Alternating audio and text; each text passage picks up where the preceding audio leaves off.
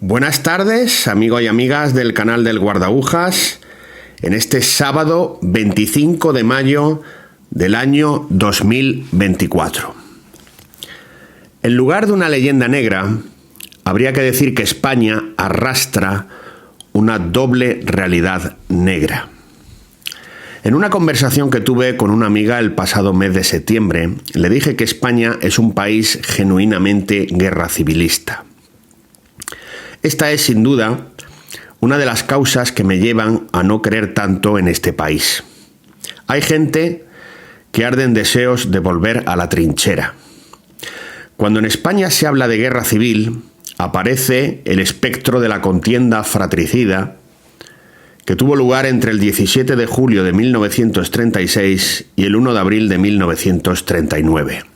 Sin embargo, ese enfrentamiento fue solo uno de los 4 que ha registrado España en los 2 últimos siglos. Las 3 guerras carlistas, conflictos acaecidos en el convulso siglo XIX, confirmaron lo que ya Goya dejó plasmado en su duelo a garrotazos. Y si volvemos atrás, la historia de esta vieja nación está jalonada por diversos conflictos que ponen de relieve el carácter autodestructivo del país de las columnas de Hércules. Desde la guerra entre César y Pompeyo, pasando por la guerra de sucesión castellana y terminando en la guerra de sucesión de 1704. El otro elemento de esa realidad negra es la censura. En España, desde tiempo inmemorial, existe un apego notable por controlar la información. Ni siquiera alguien de la talla de San Juan de la Cruz, gran literato y místico del siglo de oro, se escapó de esa realidad. Cualquiera que haya estudiado mínimamente el siglo XX sabrá que el poder, da igual el color político del mismo, ha perseguido a los que publican y divulgan informaciones incómodas.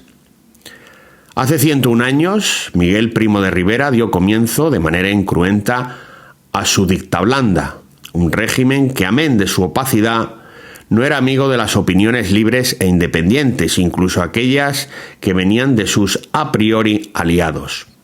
Recordemos al respecto la publicación de sus notas oficiosas. La Segunda República también vivió escenas insólitas y que aún no han sido debidamente explicadas por los entusiastas de este régimen. Es alucinante, por ejemplo, leer diarios de la época con aquel letrero que decía: este número está avisado por la censura. No olvidemos tampoco la Ley de la Defensa de la República, un texto que permitió el cierre y clausura de medios críticos. Sobre Franco ya se ha dicho todo o casi todo, así que me abstengo de hablar. Ya hay demasiados expertos en la dictadura que desapareció hace casi medio siglo. Desde 1977, año de las primeras elecciones generales tras la muerte de Franco, España vive en un régimen de opinión pública. Por un lado, es cierto que el poder, y aquí da igual el color, nuevamente, ha intentado en no pocas ocasiones acallar medios de comunicación molestos.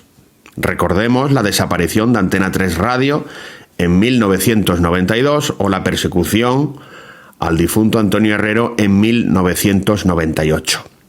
Por otra parte, es cierto que España es un país que ha permitido la existencia de medios que incluso fueron portavoces de una banda terrorista. El periodo democrático es, en este sentido, difícil de describir porque se han dado situaciones insólitas y a veces contradictorias. La democracia no consiste exclusivamente en depositar un voto en una urna cada cierto tiempo. Hasta en las dictaduras hay consultas populares. España es un país con un sistema electoral imperfecto y del que podríamos decir muchas cosas. Baste recordar cómo se reparten los escaños en el Congreso de los Diputados para darnos cuenta del despropósito. El peso de los partidos separatistas, que no creen en absoluto en la soberanía del pueblo español, es excesivo. Ahí tenemos a sus señorías separatistas. Ahí los tenemos disfrutando de suculentas prebendas del Estado opresor, gobernando nuestras vidas y haciendas mientras, aunque algunos prefieran mirar para otra parte, siguen despreciándonos por no ser hijos del pueblo elegido. He dicho bien, despreciándonos. ¿Desde cuándo un separatista piensa en Badajoz, Zamora o Murcia? A todo lo dicho, no podemos tampoco olvidar el sistema de listas cerradas, que es un verdadero dislate. Como decía, la democracia tiene dos cosas que, a mi juicio, son más importantes que el derecho al voto: la separación de poderes y la libertad de prensa e información. Sobre el primer concepto, la separación de poderes, ejecutivo, legislativo y judicial, implica la creación de unos contrapesos para evitar que el poder se desmadre y caiga en la tiranía. Es un fundamento básico de una democracia liberal, que viene de la Ilustración, que supuso, entre otras cosas, la desaparición del antiguo régimen. En cuanto a la libertad de prensa, que ya fue recogida por el artículo 371 de la Constitución de Cádiz de 1812, diré que es esencial para la existencia de un régimen democrático. La prensa, algunas veces definida como el cuarto poder, tiene como función fiscalizar al poder, denunciar sus abusos y mostrar las discrepancias con las líneas de actuación gubernamentales. En estos días primaverales, en España, se está hablando mucho de la libertad de prensa, y no precisamente para bien. En los últimos meses hemos aceptado como normal dos cosas que hace años hubieran sido inaceptables. La tribuna del Congreso de los Diputados, un lugar en el que cualquier diputado puede pronunciar palabras que tienen una repercusión mayúscula, está siendo utilizada para señalar y vilipendiar a periodistas críticos con el poder. Los problemas reales de los ciudadanos, como la despoblación, el envejecimiento de la sociedad o las infraestructuras ferroviarias de media España, han dado paso a asuntos que nada tienen que ver con la noble actividad política. No voy a dar nombres, porque no deseo hacer propaganda a quien no lo merece, pero cualquiera de las personas que me está escuchando puede buscar fácilmente las citas en las que se ataca a periodistas. El diario de sesiones también está a disposición de cualquiera. Pero si esto es insólito, lo es más que existan periodistas, y tampoco voy a dar nombres de nuevo porque no merece la pena hablar de quien no tiene entidad para ello, que imploren una censura de medios que a su juicio no merecen tener difusión. Hay que recordar algo obvio. Los diputados están cobrando un sueldo, demasiado generoso por cierto, para arreglar problemas y no para señalar a quienes no son de su agrado. Los que me conocen saben que me gusta estar al tanto de la actualidad internacional, ya que el asqueo que me provoca la situación de España me invita a sumergirme en la realidad esperanzadora de otras naciones. Hasta donde llega mi memoria, no recuerdo algo semejante en los países más o menos similares al nuestro. ¿Os imagináis un furibundo ataque contra la prensa en la Cámara de los Comunes británica, la Asamblea de la República Portuguesa o la Cámara de Representantes de Estados Unidos?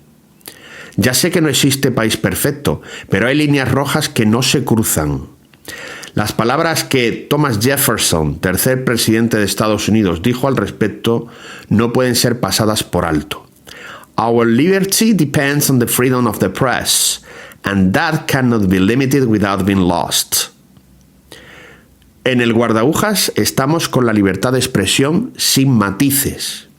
Los excesos de los medios de comunicación, y algunos de ellos han sido estudiados en el guardaújas, como el caso del suicida del 11M, del que aún no sabemos nada, pueden ser combatidos sin necesidad de establecer una censura o regular un derecho para reducir el volumen de noticias incómodas. Pero por muchos errores y excesos que se hayan cometido, la libertad de información, prensa y opinión es esencial, y no renunciamos a ella por mucho que al poderoso de turno le incomode. Un saludo cordial y buen sábado.